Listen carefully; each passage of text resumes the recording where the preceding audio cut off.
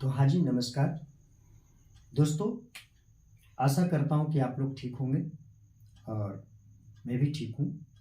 आप जानते हैं कि इंग्लिश ग्रामर में है, शॉर्ट फॉर्म में हम समझाने का प्रयास कर रहा हूँ और इसके पहले मैं 3 वीडियो डाल चुका हूँ और टेंस समझने का क्या नियम होता है उस नियम को हम समझाने के लिए आपको ब्लैक बोर्ड पर आया। देखिए, टेंस काल पहचानने का नियम। हाँ बच्चों, टेंस को कैसे पहचानेंगे इसका नियम कुछ है जो आपको बहुत इजी वे में बताऊंगा। सबसे पहले है कि जिस हिंदी क्रिया के अंत में या तो जिस वाक्य के अंत में ता ती ते लगा रहे तो वह प्रेजेंट टेंस का वाक्य होगा। क्या होगा? जिस हिंदी क्रिया के अंत में ता ती ते लगा रहे तो वह कौन सा वाक्य होगा? प्रेजेंट टेंस का वाक्य होगा। दूसरा है कि पास्ट टेंस को कैसे समझेंगे? तो जिस हिंदी क्रिया के अंत में था, थी, थे लगा रहे तो वह क्या होगा? पास्ट टेंस का वाक्य होगा। बच्चे, बहुत छोटा चीज है बट इसको समझना बहुत जरूरी है। जैसे जिस हिंदी क्रिया के अंत में था, थी, थे, या तो या ई ए लगा रहे, क्या लगा रहे? या ई ए, तो वह या तो वैसे वाक्य पास्ट टेंस का वाक्य होगा। जैसे इसका एग्जाम्पल बताऊंगा मैं।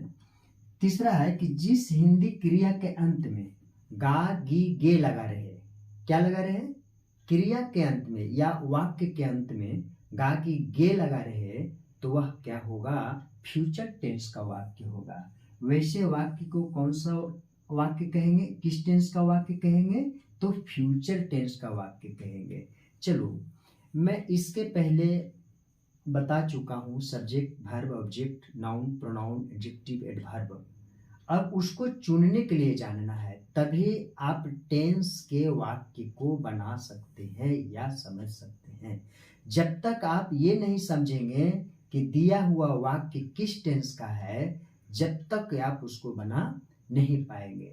इसलिए दोस्तों, हम पहले टेंस पहचानने का नियम बताया और उसके आगे मैं और शॉर्ट फॉर्म बताऊंगा। रुको,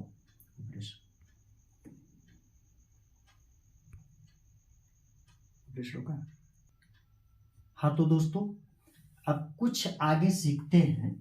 लिखा हुआ निम्नलिखित वाक्यों में सब्जेक्ट, वर्ब, ऑब्जेक्ट को चुने। जी हाँ, सब्जेक्ट कौन है, वर्ब कौन है, ऑब्जेक्ट कौन है, अर्थात कर्ता, क्रिया और कर्म को चुने। कहाँ चुनेंगे?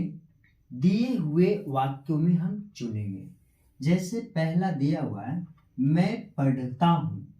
मैं पढ़ता हूं, इसमें सब्जेक्ट कौन है और वर्ब कौन है और ऑब्जेक्ट कौन है। इसमें सबसे पहले आप समझेंगे कि एक कॉलम बनाएंगे। कॉलम में क्या लिख देंगे?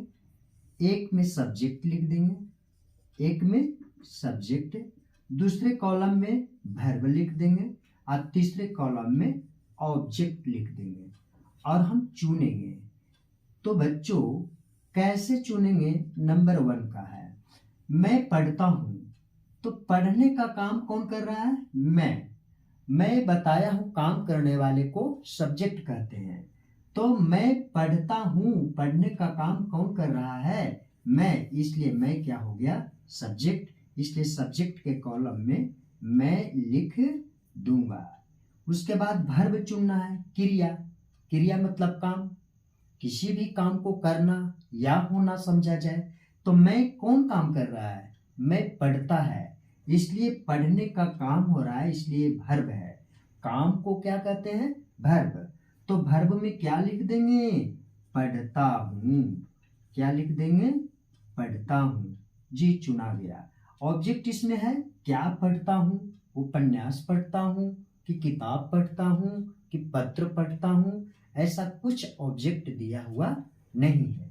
चलते हैं दूसरे क्वेश्चन पर। वह घर जाती है। जी, पहले चुनना है क्या? सब्जेक्ट।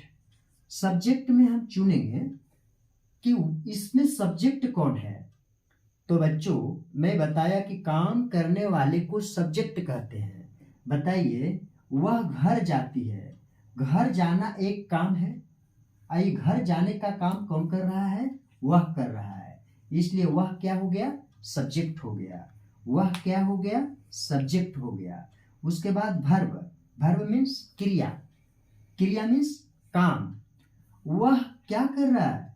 वह जो है वह जाती है, एक क्रिया है, काम है, इसलिए इसको वर्ब कहते हैं। जाती है क्या हो गया? वर्ब हो गया। दिए हुए दूसरे एग्जाम्पल में कहाँ जाती है? क्रिया का फल किस पर पड़ रहा है? घर पर, इसलिए घर ऑब्जेक्ट हो गया। बच्चे, मैं आशा करता हूं कि आप समझ गए होंगे। तीसरा एग्जाम्पल है, सीता स्कूल जा रही है। हमको सबसे पहले चुनना है सब्जेक्ट, तीसरे नंबर में चुनना है सब्जेक्ट। तो बच्चे आप बताइए, सब्जेक्ट कौन होता है? जो काम करता है उसे सब्जेक्ट कहते हैं। तो सीता स्कूल जा रही है, स्कूल जाने का काम कौन कर रही है? सीता। और काम करने वाली क्या कहलाती है? सीता, यानी कि सब्जेक्ट। तो सब्जेक्ट क्या हो गया? सीता। वर्ब, वर्ब मतलब काम। सीता कौन काम कर रही है? जा रही है, ये वर्ब हो गया। ये क्या हो गया? वर्ब। तो आप चुनने के लिए भी समझ गए। क्या सीता जा रही है? सीता सब्जेक्ट है, जा रही है वर्ब है। कहाँ जा रही है? जाने का क्रिया का फल किस पर पड़ रहा है? ऑब्जेक्ट, यानी कि स्कूल पर, इसलिए स्कूल क्या होगा? ऑब्जेक्ट होगा। स्कूल क्या होगा? ऑब्जेक्ट होगा। जी, चौथे नंबर एग्जाम्पल देख लेते हैं। हम लोग प्रतिदिन क्रिकेट खेल रहे हैं। प्रतिदिन क्रिकेट खेलने का काम कौन कर रहे हैं? हम लोग। और काम करने वाले को क्या कहते हैं? सब्जेक्ट कहते हैं, इसलिए हम लोग क्या हो गया? सब्जेक्ट हो गया। ठीक है बच्चों। दूसरी बात है, वर्ब चुनना है। तो हम लोग कौन काम कर रहे हैं? वर्ब मतलब काम, खेल रहे हैं। क्या खेल रहे हैं? वो अभी नहीं, पहले खेल रहे हैं। तो खेल रहे हैं काम है, जिसको अंग्रेजी में हम वर्ब कहते हैं। इंग्लिश में क्या कहते हैं? वर्ब कहते हैं। क्या खेल रहे हैं? खेलने का फल इस पर पड़ रहा है, क्रिकेट पर, इसलिए क्रिकेट ऑब्जेक्ट हो गया। क्रिकेट क्या हो गया? ऑब्जेक्ट हो गया।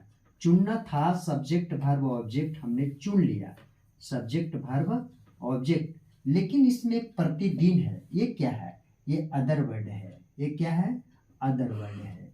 चलिए, पांचवा क्वेश्चन है कि तुम घर जा रहे हो। सब्जेक्ट कौन है? घर जाने का काम कौन कर रहा है?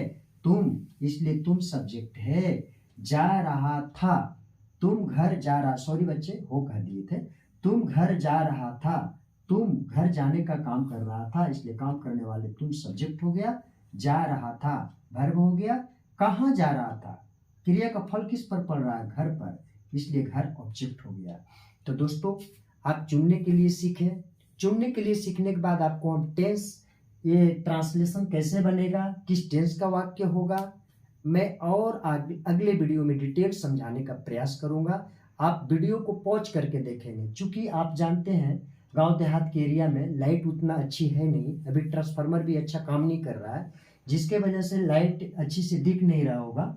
और वीडियो को थोड़ा पॉज करके देखेंगे तो अच्छा से दिखाई पड़ेगा, साफ साफ दिखाई पड़ेगा। आई होप कि आप वीडियो देखेंगे, समझेंगे। जहां समझ में नहीं आएगा आप कमेंट में जरूर लिखेंगे, कमेंट बॉक्स में जरूर आप लिखेंगे कि आपको क्या प्रॉब्लम है, क्या पूछना है। इससे संबंधित जो मुझे जानकारी है वो मैं आपको बताने का प्रयास करूंगा, आपको प्रश्न को हल करूंगा।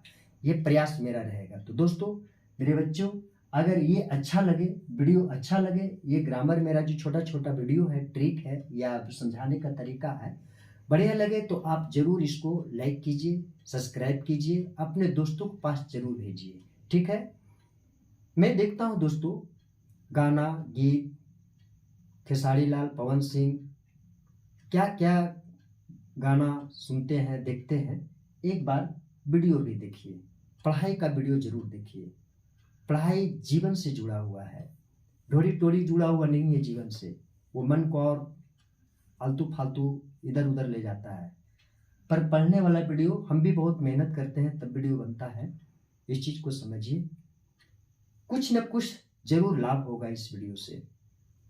छोटी छोटी बातें जो टेंस में नहीं स्टूडेंट जानते हैं तो स्टूडेंट ज़रूर समझेंगे। वीडियो को पॉज करके देखेंगे तो आई होप आप समझे होंगे। अगर अच्छा वीडियो लगे तो इसको आगे ज़रूर कीजिए। जय हिंद, जय भारत।